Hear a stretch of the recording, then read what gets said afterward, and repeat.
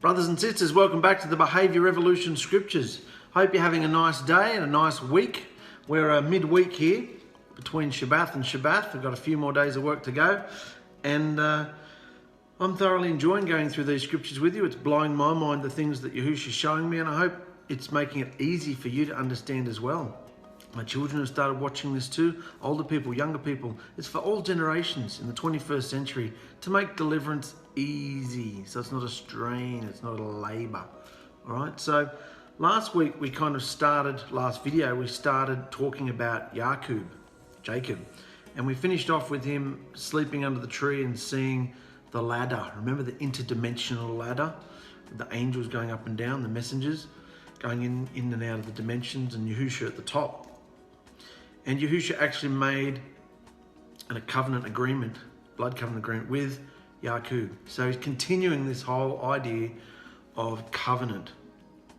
It started with perfection, with Adam and 𝗂𝗚, and then the enemy got involved and wrecked everything. And so ever since the garden, through Noah, through Abraham, and Yitzhak, and now Jacob, the covenant is being re-established, reformed, from person to person to person, because just as they were having their minds washed, because the world was totally pagan, full of sun worship and idolatry, so just as Yahusha was washing their minds for the next few thousand years with covenants, with the idea of blood and bread and sacrificing and water and purifying and cleansing and overcoming the filthiness that's within us, just as he was teaching them that to prepare them for what he was going to do when he came in the flesh, we today are in the same situation, waiting for him to come. And what do we do while we're waiting? We're preparing ourselves to meet him.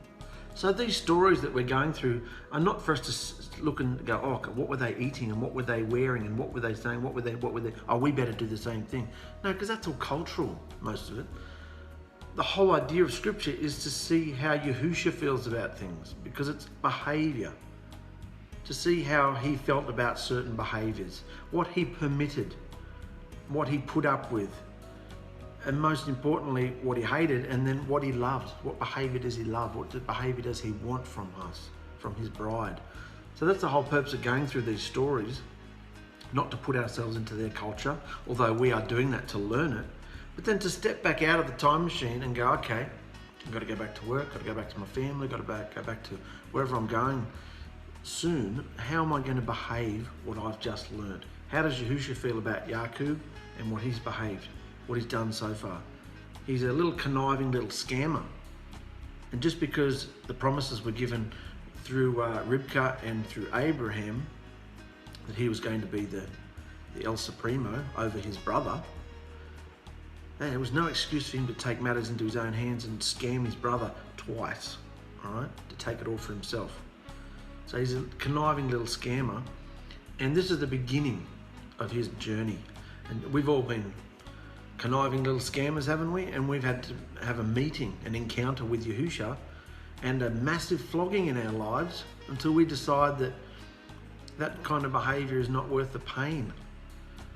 Because in the beginning it might be because someone else is telling you and it's their fault. But after a while, when you get taken out into the wilderness within yourself, and it's just you and Yahusha, no matter who's around you, this is you and Yahusha. You can't get away with anything. He is the best teacher, preacher, rabbi, comforter, encourager, flogger, discipliner, Mashiach. He is our deliverer. He's the best. You can't get away with anything with Yahusha. And would you want to? Before we go into Jacob and his journey, I was thinking this morning, I'd mentioned something after this event, and I want to talk about it before so that it's in your minds. Let's go down to here, because I added something down here. Here it is. Something interesting about their mindset that I read about, and I thought, this is interesting. I didn't know that. But I'll read this first. Ever since mankind left the garden, they had worshipped many different deities, believing that each one's power was territorial. Even though Jacob had met Yahusha, it's still very possible that he thinks there are other deities too. which is why Yahusha is always reminding him which Elohim he is. He's always saying, I am the Elohim of Abraham and your father Yitzchak, and I am the, he says it to Moshe as well, I am the Abraham. He's always introducing himself. And I'm thinking, why do you need to introduce yourself? Are there other Elohims that are appearing in burning? Are there other Elohims that are appearing in such grandiose? Why does he need to clarify which Elohim he is? There's only one.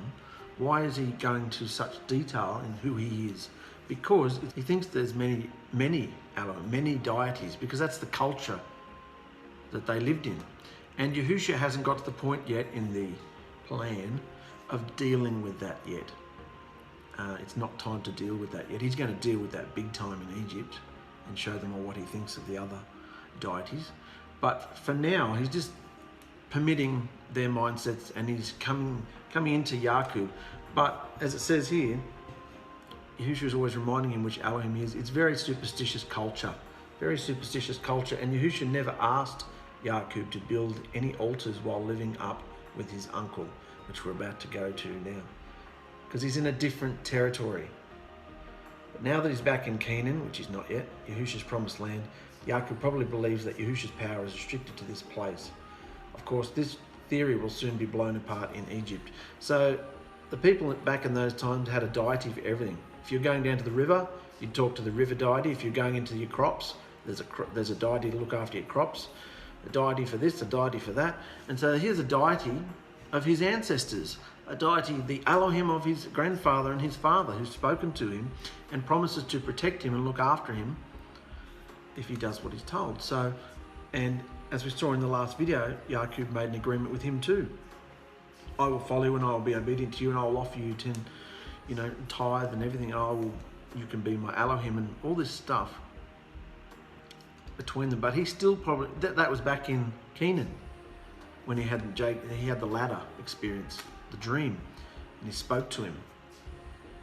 So Yaqub and everybody back then thought the deities were territorial. So he's going into a different land now. And we don't hear a lot about Yahusha in the next few chapters to come. It's all about Yaqub and his experiences, growing his family. Why do we hear so much about this family that's growing? Because this family is going to be a very important family. Yaqub's sons are going to become very prominent figures in the next umpteen chapters of scripture, So it's very important, and it's giving us the origin story. The origin story. Superhero origin. So let's go into it, brothers and sisters. I just wanted to mention that to you there, that in his mind, he's been talking to Yahusha, but there's other deities in his opinion. That's what they think. And this bit here, it's pretty clear in this era that geographic locations were closely associated with divine visits from Yahusha. That's why they kept building altars. Where we left off with Jacob's ladder, where is he? Jacob in his ladder, there it is. He's fallen asleep and he's dreamed about the ladder, which talks about the different dimensions. My children have been watching a creepy show called Stranger Things. It's a Netflix show. All about the dimensions and the upside down dimension, and these creatures come out of the dimension. It's freaky stuff. So Hollywood knows about dimensions.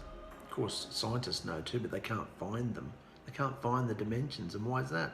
Because Yahusha is in control of the dimensions. And only him and his messengers can travel between them. Adam and 𝗂𝗓 used to be able to see into it, but they can't anymore. There's been a rift. And Yahusha connected the dimensions with his blood, and we're going to have amazing bodies one day when we're transformed. Anyway, let's not get carried away. Where did we leave off? So Yaqub has just spoken to Yahusha. Since I'm fleeing my homeland, keep me safe on my path, protect me, feed me bread. I'll make this my moment. I'll give 1/10 to you. So he's just left off speaking to Yahusha, and he's going, leaving the land of Canaan, and let's keep going. After his encounter with Yahusha, Yaqub travelled north for nearly a month on foot, or donkey, whatever he had, 1,000 kilometres, and eventually arrived at a large well of water with 3 flocks of sheep and goats waiting nearby to be watered. because a big heavy stone covered the opening to the well. So you picture the scene. He's waiting at a big well of water, which is like a big channel, a big river channel with a big stone in front of it, and they'd lift the stone up and the water would come into the troughs and feed all the animals. But the people would wait for all the animals to arrive before the shepherds moved the big stone and watered them all, because it was heavy. It needed a few men to move it. Then the stone would be rolled back into place. So they didn't just open it and close it, open it and close it. It was such a big stone, it needed several men to move it. So they would wait for a few herds to arrive and then put the effort in, move the stone and feed water all the flocks. And Ya'qub approached some of the men and said, "Hi fellas, where are you from, guys?" "We're from Haran," they said. "Do you know Laban, son of Nahor?" "Yes," they said. "How's he doing? Is he well?" "Yeah, he's great. In fact, here comes his daughter Rachel with their sheep now. Look." And observing the hour, Ya'qub said, "Look guys, it's still broad daylight and way too early to start rounding up the animals. Get them all watered and send them back out quickly, eh?" But they said, "The shepherds won't move the stone and let the water through until all the animals are here." So they were waiting for other shepherds to get there, other herds to get there. And while they were still speaking, Rachel arrived with her father's sheep, for she was a shepherdess. And since Rachel was actually his cousin, and the sheep were his uncle Laban's, Ya'qub went and moved the big stone for her. It usually took a few men to move it, and he watered his uncle's flocks. Showing off his big pecs, I reckon, for his dream girl. Real with people and pay them what they're due, that sort of thing. Otherwise, you'll see what happens to Laban. And Ya'qub continued to live with his uncle, feeding and guarding his flocks, even though he noticed that none of the flocks had any streaks, speckles or spots all of a sudden. You think he was stupid? You think he didn't know that one day there were no discoloured animals anywhere? And there were no black sheep either for his wages. And once again, he knew he'd been cheated by his slimy uncle. So this is funny what happens next. Ancient genetic breeding. So Ya'qub cunningly, Yahusha told him how to do this too. Ya'qub cunningly took the fresh branches from the poplar, almond and chestnut trees, peeled off the bark, making white streaks on them, and exposed the inner rods. So he took the branches and ripped off the bark, exposing the inner rods of the sticks, the branches. Then he placed these peeled branches in the watering troughs where the flocks of sheep came to drink, for that's where they all mated. So when the goats and sheep and livestock went to the watering troughs, that's where they often mated. And when they mated in front of the white streaked branches, they gave birth to lambs that were streaked, speckled and spotted. So even though the parents weren't streaked, speckled and spotted, because of the branches, this is ancient science really. Through this process, they produced offspring, calves and babies that were streaked, speckled and spotted. Then Ya'qub separated those lambs from Laban's flock, so he was getting his streaked, speckled and spotted wages, see? Which had been stolen from him, taken somewhere else. The new livestock was streaked, speckled and spotted. And at mating time, he turned the flock to face Laban's animals that were streaked or black. So then he started interbreeding them. He put the speckled ones with Laban's ones so that they would produce speckled ones, and he'd take them as well. So he's constantly, he's getting them from the babies, and he's getting them from, he's very cunning, isn't he? This is how he built his own flock instead of increasing Laban's. And whenever the stronger females were ready to mate, Ya'qub would again place the peeled branches in the watering troughs in front of them. Then they would mate in front of the branches. But he didn't do this with the weaker ones. So the weaker lambs belonged to Laban, and the stronger ones were his. So if you didn't understand any of that process I just explained, just pay attention to that bold sentence there. The weaker lambs became Laban's, and the stronger ones were his. That's what you have to understand. And by doing this for several years, Ya'qub himself became very wealthy, with large flocks of sheep and goats, female and male servants, and many camels and donkeys.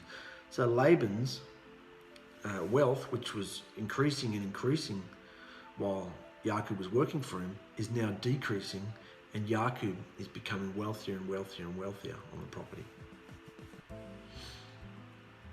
So one day, Ya'qub heard his cousins, which were Laban's sons, grumbling and complaining about him, saying, Ya'qub has scammed our father out of all his wealth, and everything he's got is really from us. So they're not facing their behaviour, they're blaming Ya'qub. They're getting poorer and he's getting richer. And he also noticed, apart from this thing with his cousins, he also noticed that his uncle was behaving very differently towards him now, that there had been a shift in the wealth. Some versions say his countenance, his face had dropped, his countenance, he was giving him the cold shoulder. His uncle wasn't impressed with him because there'd been a shift in the wealth. So that night, Yahusha spoke to Ya'qub. Here we go, Yahusha's entering the scene now. It's time to go home, my son, back to the land of your father Yitzchak, who still lived in Beersheba. Gather your whole family and go. And remember that I will always be with you. He makes that promise a lot. Remember, I will always be with you. And just as his life was back then, we need to remember that all the time in our life today too. Remember, I will always be with you. No matter what you are going through, I'm orchestrating this, I'm going through this, I'm leading you. I mean, we all know what attacks are, spiritual attacks through people and in our own minds, but the training plan you are on is from Yahusha. So don't think your inconvenience or hardships are from unclean spirits or attacks. They're different.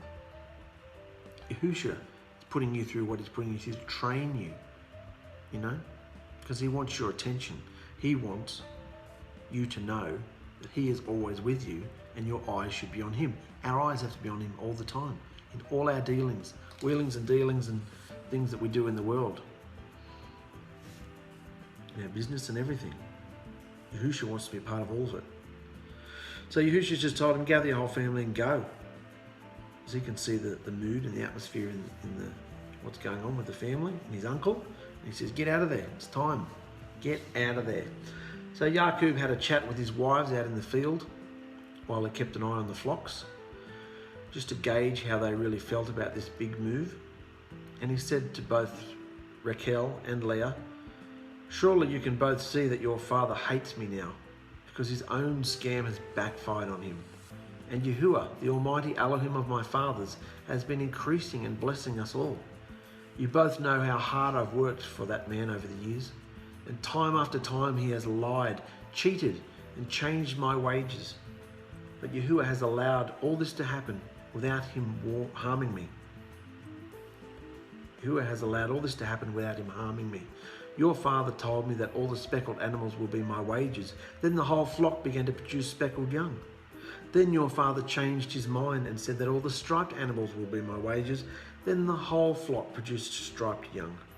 Yahuwah showed me how to take everything from your father because of his dishonest, deceitful behavior. And now he has given everything over to me. Yahuwah also came to me in a dream during the mating season, saying, Ya'qub, can you see that it's only the streaked, speckled and spotted males that are mating with the female of your flock? I have seen the despicable way that your uncle Laban is treating you, and I am the one who appeared to you at Beit-El, the place where you anointed the memorial stone and where we raised up a covenant. Now gather your whole family and leave this place. So, once again, Yahuwah is reminding him, I am the one who appeared to you at Beit-El. Don't be confused.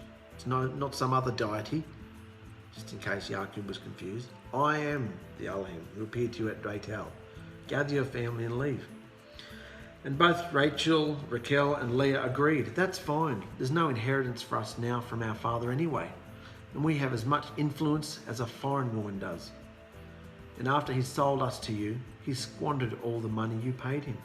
So the wealth Yahuwah has given you from our father actually belongs to us anyway, and our children.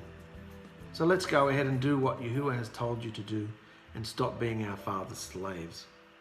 What did that mean? A large part of the bride price was supposed to go to the bride, but Laban kept all the money Yaakov paid him for himself.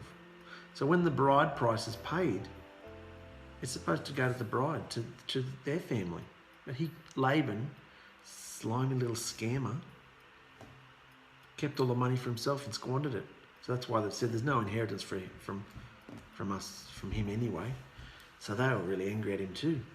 He's a liar, deceiver, cheater. Let's go. Stop being our father's slaves. Let's go. Do what Yahuwah has told you. So, we might leave it there, brothers and sisters. That's long enough for this video. And we're going to see what happens on Yaakov's way home, on his way home back to Canaan. He goes kind of a long way, and he runs into his brother Esau. And also his uncle Laban chases him through the desert as well. So it's all happening. We've got exciting things coming up, brothers and sisters. I hope you got a lot out of that. Remember that Yaakov is going through a process. He's had all these children now. He's got all these children to provide for, and he's not working for his uncle anymore. He wants to provide for his family, start building his empire, and have his own personal relationship with Yahusha and see what's going to happen. And Yahusha promises, I will be with you. So don't stray from the left or the right, to stay on your path, I will be with you. And you can see in this also that Yahusha looks after us.